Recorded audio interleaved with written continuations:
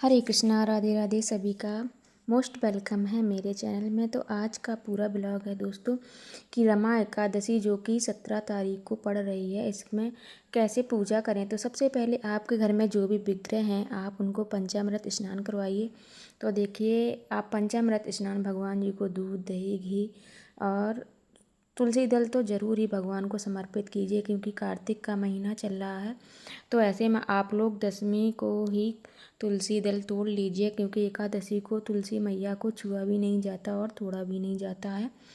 तो इस दिन आप भगवान को पंचामृत स्नान करवाइए। इसके बाद आप भगवान को पीला आसन दीजिए और उसी पे बैठा लिएगा भगवान जी को।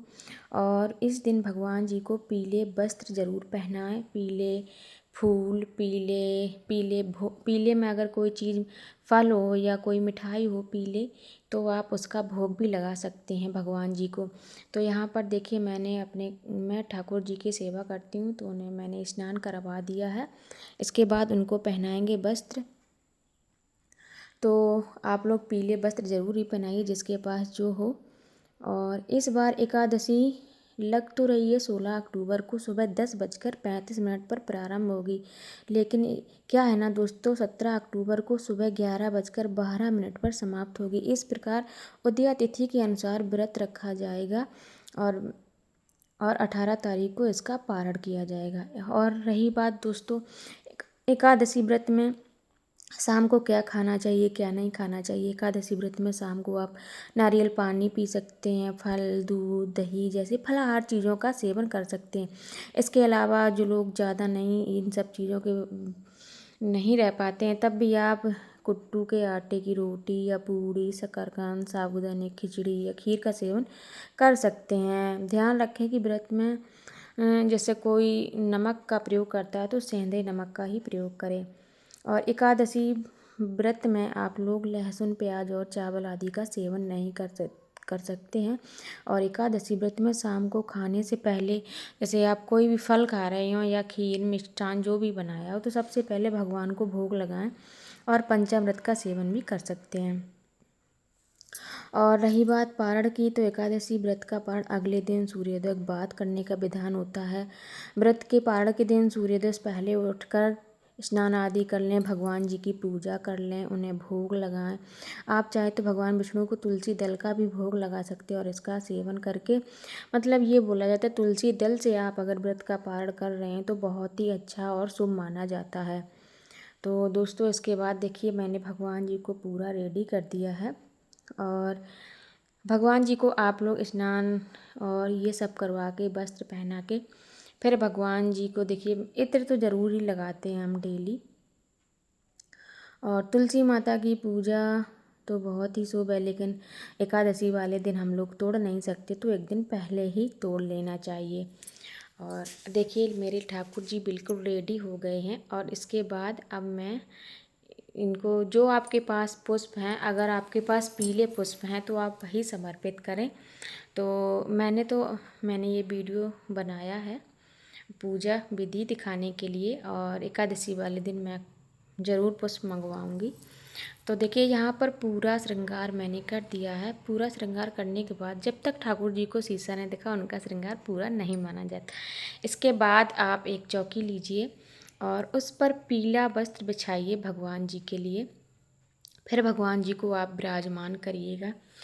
तो आपके पास जो हो, साफ कपड़ा, धुला हुआ चाहिए, गंदा ना हो।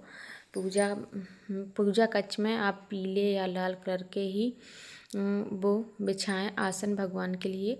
और देखिए मैंने यहाँ पर अपने ठाकुर जी को विराजमान कर दिया है। और इसके बाद अब हम करेंगे गणेश जी को विराजमान, क्योंकि बिना गणेश जी के कोई भी पूजा पूर्ण नहीं होती। प्रथम पूज्य भगवान गणेश जी होते हैं। अगर जिनके पास गणेश जी की वो नहीं है मूर्ति, तो आप सुपारी भी रख सकते हैं गणेश जी को मानकर। और इसके बाद भगवान जी को आपके पास धूप, दीप, नैवेद्य, और सबसे पहले भगवान जी को वस्त्र रूप में आप कलावा अर्पित करेंगे। पहले आप गणेश जी को करेंगे और इसके बाद ही अपने ठाकुर जी को। और इसके बाद आपके पास जो कोई भी ऋतु फल हो और ऋतु फल भी रख सकते हैं। और इस एकादशी में केले का होना बहुत शुभ माना गया है, तो आप मार्केट से केला भी खरीद सकते हैं। बहुत बड़ा महत्व है इस एकादशी में। तो और इसके बाद तुलसी दल तो आप ज़रूर ही भगवान जी को समर्पित करें। बिना तुलसी दल के पूजा पूर्ण नहीं होगी, क्योंकि कार्तिक मास चल रहा है और वैसे भी प्रत्येक एकादशी को तुलसी भगवान जी को ज़रूर समर्पित की जाती है। तो जो लोग व्रत रखते हैं तो पहले से ही तोड़ लेते हैं, क्योंकि बहुत और लेकिन बहुत से मेरे भाई बहन हैं जिन्हें नहीं पता, मेरी बहनों को, तो आप लोग ना दशमी के दिन ही एकादशी के पहले ही तुलसी तोड़ के रख ले। और आप ना किसी ग्लास में या कोई कटोरी हो उसमें जल रखें और उसमें तुलसी दल रखें, तो वो कभी सूखती नहीं, 8-8 दिन तक चल जाती है। मैं तो ऐसे ही रखती हूँ। और इसके बाद आपके पास जो मिष्ठान हो भगवान जी के लिए प्रसाद भोग के लिए, आप वो समर्पित करें।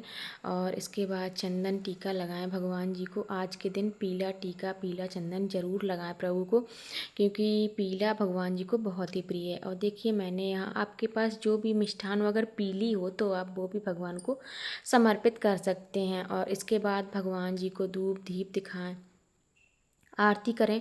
तो दोस्तों कार्तिक महीना चल रहा है, तो आरती के लिए आप ना तुलसी की लकड़ी में रुई लपेट कर ही आरती करें और दीपक जला लें। फिर उसके बाद आप कथा पढ़ें, और कथा पढ़ें तब मतलब हाथ में पुष्प या पुष्प लेकर ही पढ़ें, क्योंकि एकादशी में हम लोग चावल नहीं ले सकते हैं। और इसके बाद भगवान जी की आरती करें, ओम जय जगदीश हरे, और धूप दीप दिखाएं भगवान जी को कथा पढ़ने के बाद। और जो गलतियाँ हो क्षमा मांग लें, क्योंकि कुछ थोड़ी बहुत मिस्टेक्स तो सभी से हो ही जाती है, कितना भी हम लोग करें। तो यही थी बिल्कुल सरल पूजा विधि। जो लोग रमा एकादशी का व्रत कर रहे हैं सबको बहुत ढेर सारा बधाई। तो सभी को रमा एकादशी की बहुत बहुत बधाई। जय श्री राधे, जय श्री कृष्णा सभी को। और मेरा वीडियो कैसा लगा, नए हों तो लाइक और सब्सक्राइब करें, कमेंट ज़रूर करें सभी लोग। राधे राधे।